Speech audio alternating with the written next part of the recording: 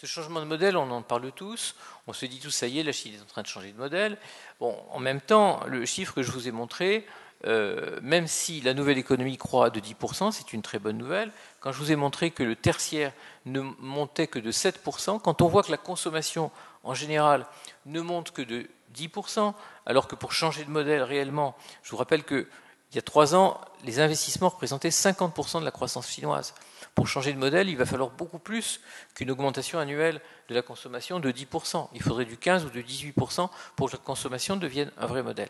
Donc il y a un changement de modèle, mais c'est là qu'on peut interpréter les hésitations ou les allers-retours du pouvoir. Depuis 2009, on s'est dit que le changement de modèle, ce sera l'accession de la Chine à un vrai modèle de consommation.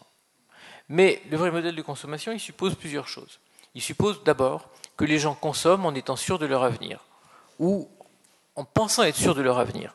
En Chine, on n'en est pas à ce niveau de conscience. On se dit que on n'est pas sûr du filet de protection sociale, donc on ne consomme pas. Il s'installe doucement, mais on consomme beaucoup moins qu'on pourrait.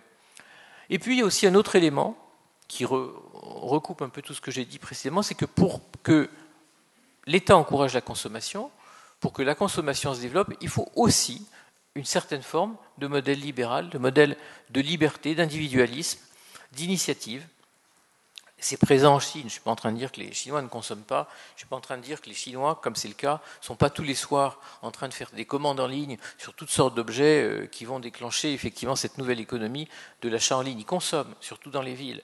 Mais ils consomment moins que ce qu'on pourrait attendre et moins que ce que pensait en 2009 le pouvoir qui initiait cette transition. Et mon interprétation à moi, c'est les deux raisons.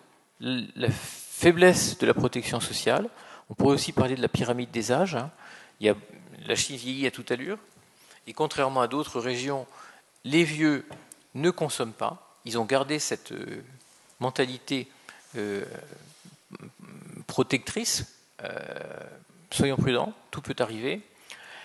C'est sa première raison. Et puis je pense que la deuxième raison, c'est qu'on n'est pas forcément dans un climat favorable, si favorable que ça au développement de la consommation. Il y a un grand débat.